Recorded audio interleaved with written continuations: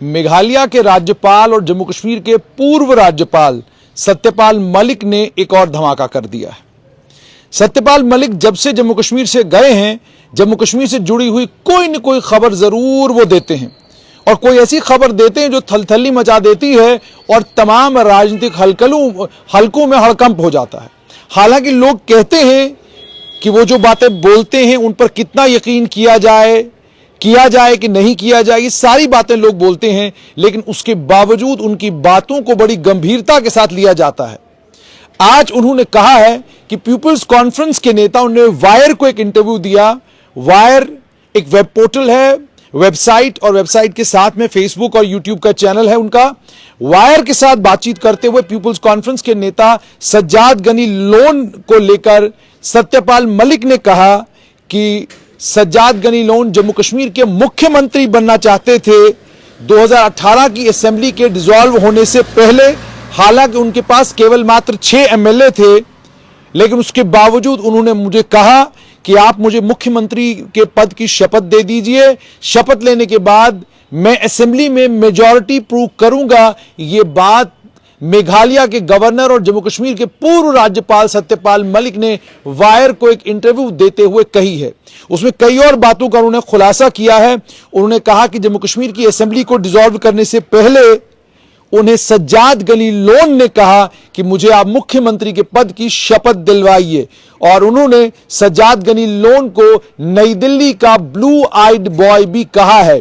यानी उन्होंने ये कहा कि नई दिल्ली का प्यारा है सज्जाद गनी लोन, नई दिल्ली का अपना है सज्जाद गनी लोन।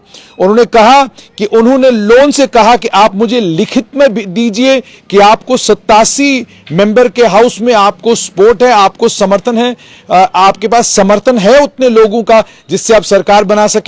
लोन ने जवाब में यह कहा उनके पास केवल मात्र 6 एमएलए हैं, लेकिन उन्होंने सत्यपाल मलिक से यह कहा कि अगर आप मुझे मुख्यमंत्री के पद की शपथ दिलाते हैं तो मैं अपनी मेजॉरिटी हफ्ते के अंदर अंदर जम्मू कश्मीर की लेजिस्लेटिव असेंबली में प्रूव करूंगा।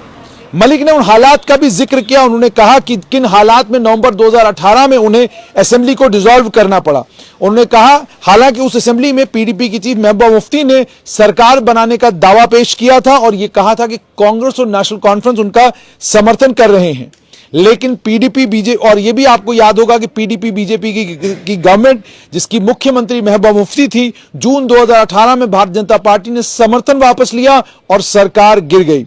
मलिक ने कहा, उन्होंने लोन से यह कहा कि यह राज्यपाल का काम नहीं है, मैं नहीं करूंगा, और अगर मैंने ऐसा किया तो सुप्रीम कोर्ट मेरी छितरौल कर देगी, सुप्रीम कोर्ट मुझे छित्तर मारेगी। दूसरे दिन उन्होंने यह भी कहा कि सुप्रीम कोर्ट मुझसे कहेगी कि आप फौरन हाउस बुलाइए, और मैं जब हाउस बुलाऊंगा आपको हारना पड़ेगा, मैं ऐसा नहीं करूंगा।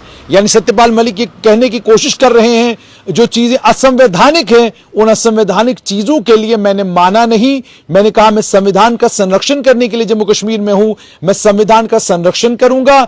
आपके पास मेजॉरिटी है तो आप लिखित रूप में मुझे दीजिए और बताइए कि आपके पास मेजॉरिटी है, लेकिन अगर आपके पास लिखित रूप मेजॉरिटी नहीं है और आप केवल मात्र 6 एमएलए की बुनियाद पर चाहते हो कि मैं आपको मुख्यमंत्री की शपथ दिलाऊं और फिर उसके बाद आप मेजॉरिटी प्रूव करेंगे, तो मैं ऐसा नहीं करूंगा, क्योंकि अगर मैं ऐसा करूंगा तो सुप्रीम कोर्ट मेरी छितरौल कर देगी। उसके बाद सत्यपाल मलिक ने कहा कि उन्होंने उस समय के केंद्रीय वित्त मंत्री अरुण जेटली के साथ भी इस समस्या को लेकर बात की थी और उनसे यह कहा कि मुझे बताइए केंद्र की तरफ से कि मुझे इस मामले में क्या करना चाहिए। उन्होंने कहा कि स्वर्गीय अरुण जेटली को यह भी कहा था कि अगर उन्हें महबूबा मुफ्ती से सरकार बनाने की दावे वाली चिट्ठी मिलती है तो मैं उसे मुझे ओथ पर बुलाने के अलावा मेरे पास चारा कोई नहीं होगा। यानी मुझे शपथ ग्रहण समारोह के लिए महबूबा मुफ्ती को बुलाना पड़ेगा और उन्हें मुख्यमंत्री की शपथ दिलानी पड़ेगी।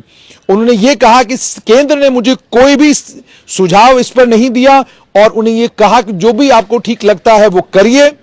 और उसके बाद सत्यपाल मलिक कहते हैं कि मैंने नवंबर 2018 में जम्मू कश्मीर की लेजिस्लेटिव असेंबली को भंग कर दिया और यह भी आपको याद होगा, महबूबा मुफ्ती वो गवर्नर के वो राज्यपाल के राजभवन पहुंचना चाहती थी 56 एमएलए के साथ, जिसमें कांग्रेस और नेशनल कॉन्फ्रेंस का समर्थन था, लेकिन फैक्स मशीन के खराब होने के कारण राजभवन तक वो चिट्ठी नहीं पहुंची और चिट्ठी नहीं पहुंची। नतीजा ये निकला कि जम्मू कश्मीर की सरकार, जम्मू कश्मीर की असेंबली को भंग कर दिया गया और उसके बाद से लेकर आज तक जम्मू कश्मीर में दोबारा ना तो चुनाव हुए हैं और ना ही दोबारा कभी असेंबली बनी। जम्मू कश्मीर को 2 केंद्र शासित प्रदेशों में रीऑर्गेनाइज किया गया और रीऑर्गेनाइज करने के साथ साथ में आर्टिकल 370 खत्म हो गया और भी बहुत सारे संवैधानिक बदलाव जम्मू कश्मीर में आ चुके हैं।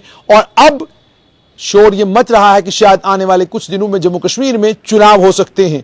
लेकिन सत्यपाल मलिक का इस समय यह बयान देना और सज्जाद गनी लोन को नई दिल्ली का प्यारा और दुलारा कहना साफ तौर पर यह दर्शाता है कि सत्यपाल मलिक इस तरह के धमाके करते रहेंगे। जब भी उनको मौका मिलेगा कोई ना कोई बात करेंगे। और उन्होंने इसी इंटरव्यू में प्रधानमंत्री नरेंद्र मोदी के ऊपर भी तीखे वार चलाए हैं पूरे के पूरे इंटरव्यू में। आप देख रहे होंगे पिछले कई टाइम से जब वो मेघालय के राज्य